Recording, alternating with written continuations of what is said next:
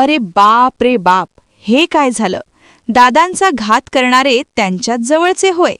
या क्षणाची संपूर्ण महाराष्ट्राला धक्का देणारी सर्वात मोठी बातमी येत आहे. आज अखेर आत्ताच CIDचा रिपोर्ट आला असून त्यामध्ये धक्कादायक खुलासा करण्यात आला आहे, जो ऐकल्यानंतर अक्षरशः अख्ख्या महाराष्ट्राला आश्चर्याचा मोठा धक्का बसेल. कारण की यामध्ये अशा व्यक्तीचे नाव समोर आलं आहे ज्याच्यावरती संपूर्ण महाराष्ट्र विश्वास ठेवतो. त्याच व्यक्तीने आपल्या दादांचा सगळा घातपात केला आणि सर्वात मोठा धक्कादायक कट उघडकीस आला आहे. आणि आत्ताच एक मुख्य आरोपी सापडला असून खरा गुन्हेगार अखेर पोलिसांनी जेरबंद केला आहे. यांनी आत्ताच एक धक्कादायक गुप्त माहिती सांगितली असून त्यानुसार दादांचा घात आणि कसं नियोजन करायचं याचा सगळ्यात मोठा खुलासा झालेला आहे. एक गुप्त व्हिडिओ क्लिप आपल्या हाती लागली आहेत, ज्यामध्ये हा मोठा नेता दादांच्या विमान दुर्घटनेचा कट रचताना दिसत आहे. हा व्हिडिओ मी तुम्हाला पुढे शेवटी दाखवणार आहेत. त्याआधी काही महत्त्वाचे फोटो आणि काही पुरावे दाखवणार आहेत. त्यानुसार या सर्व मोठ्या नेत्यांनी, सर्व मोठ्या मंत्र्यांनी अशा प्रकारे सगळा प्लॅन केला आणि कसं दादांना संपवलं याची गुप्त माहितीच तुम्हाला दाखवणार आहेत. त्यामुळे फक्त पूर्ण शेवटपर्यंत व्हिडिओ बघत रहा. अजिबात अर्धवट व्हिडिओ कुठेही सोडू नका. रोहित पवारांनी परत पुन्हा काल पत्रकार परिषद घेतली, ज्यामध्ये त्यांनी अत्यंत धक्कादायक माहिती दिली. आपल्या अजितदादाप्रमाणेच एकनाथ शिंदे साहेबांच्या जीवाला सुद्धा धोका होता का? कारण की एकनाथ शिंदे साहेब परदेशी गेल्यावर इराण आणि इराकच्या हद्दीमध्ये शिंदे साहेबांचं विमान पाडण्याचा प्लॅन रचण्यात आला होता. परंतु लवकर तत्परता दाखवली आणि मोठा अनर्थ टळला. परंतु दादांचा अपघात घडवताना यांनी सगळा माइंड मास्टर डाव रचलेला होता. त्यामुळे आपल्या दादांना वाचवता आले नाही. नेमकं 22 पाणी जो अहवाल आला त्यामध्ये वेगळाच तपास करण्यात आला आहे. कारण की दादांची विमान दुर्घटना झाली त्या ठिकाणी काही स्थानिक ग्रामस्थ गेले होते. तसंच काही न्यूज रिपोर्टर सुद्धा पोहोचले होते. त्यांनी तिथे गेल्यानंतर व्यवस्थित सगळ्या परिसराची पाहणी केली आणि ही पाहणी करत असताना त्यांना असं काही सापडलं ज्याने अख्खा महाराष्ट्र हादरेल आणि तुमच्यासुद्धा पायाखालची जमीन सरकेल. नेमकं असं काही त्यावेळी सापडलं, ज्यामुळे या सगळ्या विमान दुर्घटनेचा उलगडा झाला आहे. हे मी तुम्हाला पुढे पूर्ण व्हिडिओमध्ये दाखवणार आहेत, सांगणार आहेत. फक्त तुम्ही शेवटपर्यंत व्हिडिओ बघत चला. अजिबात कुठेही अर्धवट व्हिडिओ सोडू नका, स्किप करू नका. ज्यावेळी स्थानिक ग्रामस्थ त्या ठिकाणावर पोहोचले त्यांनी सांगितलं की इथं कोणतंही मोठं झाड नाही आणि अहवालामध्ये असं सांगितलं की विमानाधी झाडांना धडकलं, मग तिथं कोणतेही मोठे झाडे नाही, तिथं काही छोटी छोटी झुडपे आहेत. यांनी अहवालात एक सांगितलं. घटनास्थळी दुसरंच काही नाही निघालं. जी CCTV फुटेज सापडले त्यामध्ये नीट बघितलं तर विमान हे हवेतच तिरपं आणि उलट झालेलं दिसतंय. याचाच अर्थ की विमानाने हवेतच असतानाच नियंत्रण गमावलेलं होतं आणि विमानाचा एक वेगळाच आवाज येत होता, भयंकर, जसं काही आतमध्ये बिघडलेलं आहे. त्यानुसार विमानामध्ये तांत्रिक बिघाड झाल्याची मोठी शक्यता वर्तवलेली आहे. परंतु अहवालामध्ये कोणताही तांत्रिक बिघड नव्हता. विमान पूर्णपणे क्लिअर होतं असं सांगण्यात आलेलं आहे. त्यावरून सुद्धा आता एक मोठा संशय निर्माण केला जात आहे.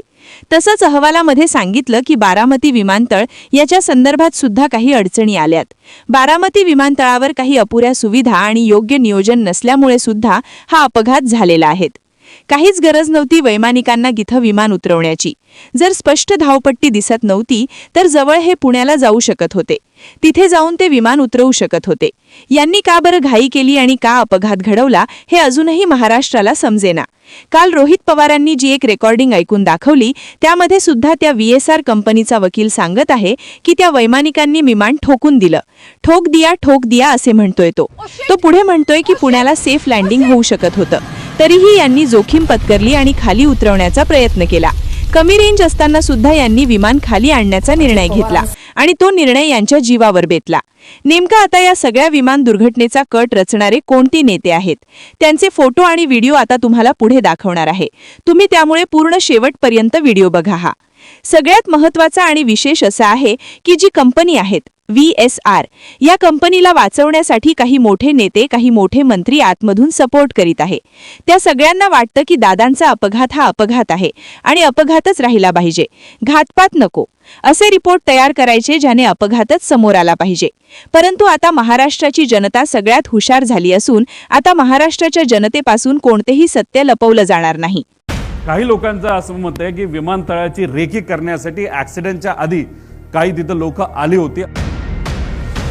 हे इंश्योरेंस वाला फोन करतोय माळी या परिवाराला आणि म्हणतोय की वो कॅप्टन ने प्लेन ठोक दिया. गोळी कुठं लागली तर डोक्याला लागली का पोटात लागली? खरं कुठं लागली?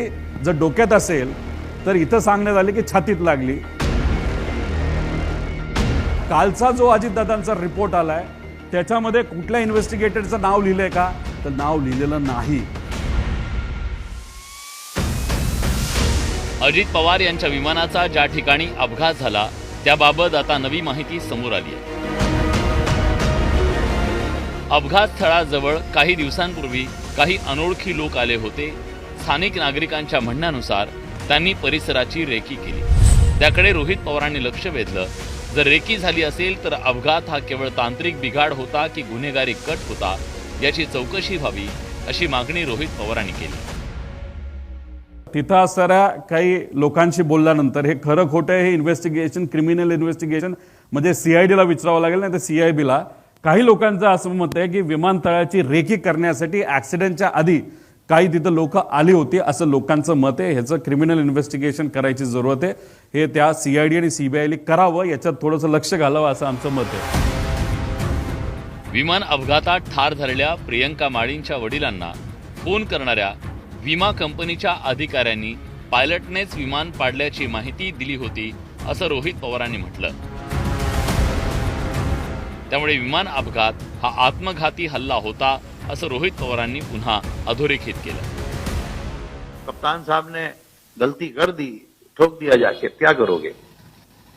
क्या गलती है समझ में नहीं आ रहा है. अगर वो पुणे चले जाते, नहीं विजिबिलिटी खराब थी, उनको दिखा नहीं, रनवे जिधर था उसके लेफ्ट में जाके वो ठोक दिया उन्होंने, क्या करोगे आप?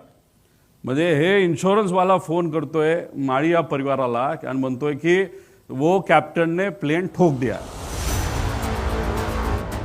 अजित पवारांच्या अपघाती मृत्यूनंतर AIB अहवाल सादर करण्यात आला.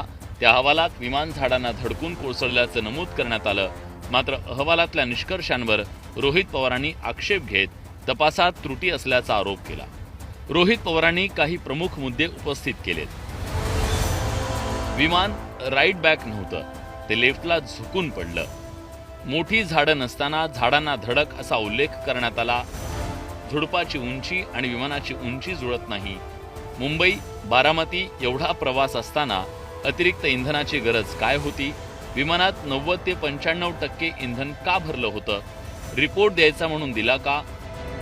ब्लॅक बॉक्सचे फोटो दिले नाहीत. तपास अधिकाऱ्यांची नावंही नाहीत. विजिबिलिटी कमी असतानाही विमानाला परवानगी कशी देण्यात आली? VIP प्रवासासाठी असलेल्या विशेष नियमांचं उल्लंघन झालं का? असे अनेक मुद्दे रोहित पवारांनी उपस्थित करत प्रश्नांची सरबत्ती केली.